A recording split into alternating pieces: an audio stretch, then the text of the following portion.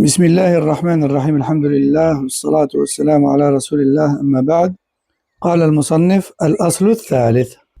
Donc nous voici au troisième et dernier fondement.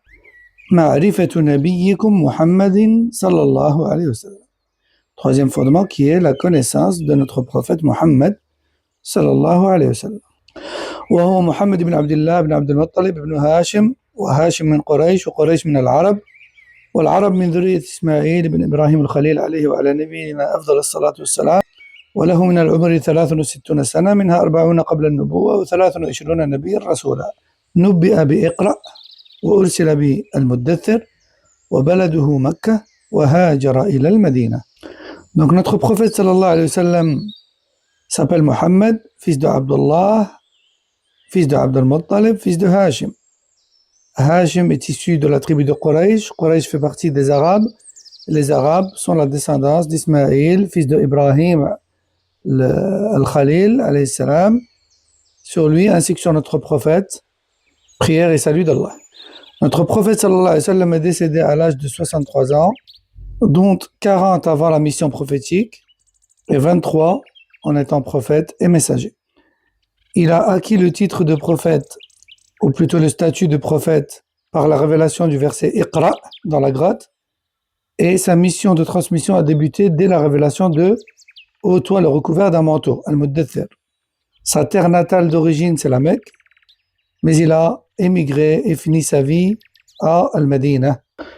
اشتملت هذه الفقرة على نبذة عن النبي صلى الله عليه وسلم وتضمنت اسمه ونسبه وعمره وشيئا من دعوته صلى الله عليه وسلم. Donc cette partie du livre contient en fait une brève présentation du prophète sallallahu alayhi wa sallam ainsi que sa biographie dans les grandes lignes.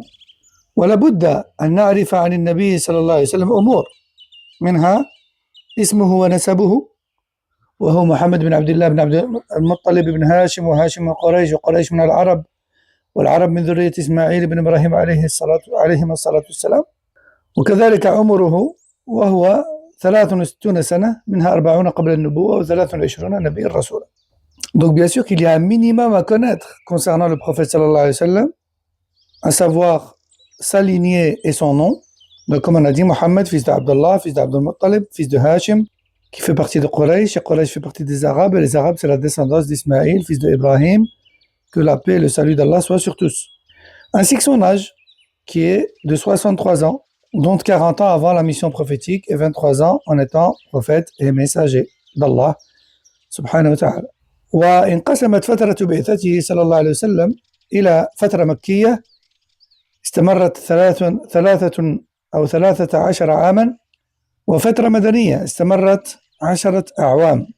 Donc la mission prophétique, elle aussi, a connu deux étapes. L'étape mécoise, donc lorsqu'il était encore à la Mecque, au début de sa prophétie, pendant 13 ans, et l'étape médinoise, c'est-à-dire après l'émigration, cette dernière étape-là a duré 10 ans. وهو عليه الصلاة والسلام يعني هل هو نبي أم رسول؟ الجواب أنه نبي ورسول صلى الله عليه وسلم. نبئ بإقرأ ثم بعث بالمدثر. Une question intéressante se pose, est-ce que Mohammed sallallahu alayhi wa sallam est prophète ou bien messager? La réponse, les deux. Il est devenu prophète par la révélation de Iqra, et ensuite il a été envoyé et missionné pour la transmission et le prêche par le verset de Al-Muddathir, le recouvert d'un manteau. ثم قال المصنف رحمه الله بعثه الله بالنذارة عن الشرك ويدعو إلى التوحيد والدليل قوله تعالى يا أيها المدثر قم فأنذر وربك فكبر وثيابك فطهر والرجز فاهجر ولا تمنن تستكثر ولربك فاصبر. ومعنى قم فأنذر ينذر عن الشرك ويدعو إلى التوحيد، وربك فكبر يعني عظمه بالتوحيد، وثيابك فطهر يعني طهر أعمالك عن الشرك، والرجز فاهجر الرجز هم الأصنام وهجرها هو تركها والبراءة منها وأهلها. أخذ على هذا 10 سنين يدعو إلى التوحيد، وبعد 10 عرج به للسماء وفرضت عليه الصلوات الخمس وصلى في مكة 3 سنين وبعدها أمر بالهجرة إلى المدينة. Allah subhanahu wa ta'ala a envoyé ce prophète et ce messager pour la même raison que les précédents, c'est-à-dire d'appeler au monothéisme pur et mettre en garde contre l'idolâtrie et l'association et le politisme. Allah dit dans le Coran, ce qui a pour sens, ô toi le recouvert d'un manteau, lève-toi et avertis, glorifie ton Seigneur, purifie tes vêtements, écarte-toi des idoles et n'attends rien de la part des gens suite à ta bienfaisance et patiente pour ton Seigneur. Et lorsqu'il dit purifie tes vêtements, il veut dire par là purifie tout ce qui est apparent sur toi, y compris tes actions, de toute forme de shirk. Et lorsqu'il lui ordonne de s'écarter des idoles, il lui ordonne par la même occasion de s'en désavouer, ainsi que de leurs adorateurs. Et pendant 10 ans, il a fait ce prêche. Et au bout des 10 ans, à la Mecque, il a effectué le voyage nocturne dans les cieux, au cours duquel Allah subhanahu wa ta'ala lui a prescrit les 5 prières. Il a accompli les 5 prières à la Mecque pendant 3 ans, avant qu'Allah lui ordonne de partir à Médine, ce qui lui fait donc 13 ans à la Mecque, en étant prophète et messager. وكانت الدعوة في العهد المكي متركزة حول التوحيد والدعوة إلى نبذ الشرك وإخلاص العبادة لله وحده، واستمرت هذه الدعوة لمدة 13 سنة، ثم أمر صلى الله عليه وسلم بالهجرة إلى المدينة، وكذلك استمر حال الدعوة فيها قائما على التوحيد، بالإضافة إلى نزول باقي شرائع الدين من عبادات ومعاملات وأمور حياتية، إلا أن الناظر في سيرته صلى الله عليه وسلم في دعوته يجد أن الدعوة إلى التوحيد بقيت ملازمة له صلى الله عليه وسلم إلى أن توفاه الله.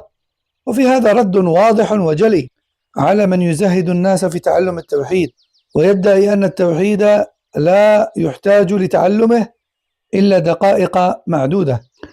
Donc le prêche du prophète sallallahu alayhi wa sallam durant la période mécoise était principalement et majoritairement concentré sur at-tawhid, le monothéisme pur et la mise en garde contre l'idolâtrie, et le culte entièrement et exclusivement voué à Allah seul, subhanahu wa ta'ala. Et cette période-là dite mécoise a duré 13 ans.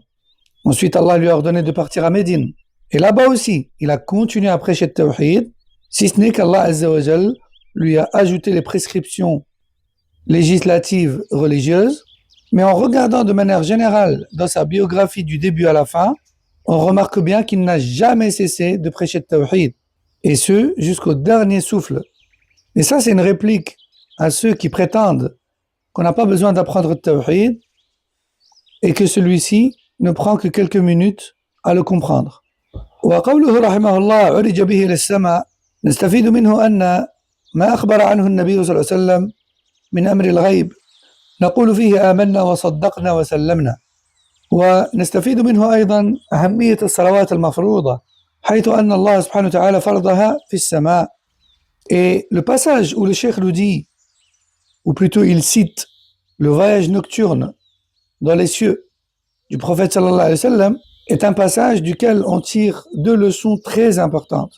Premièrement, tout ce sur quoi le prophète sallallahu alayhi wa sallam nous a informé parmi ce que l'on n'a pas vu, eh bien on y croit fermement et on s'y soumet.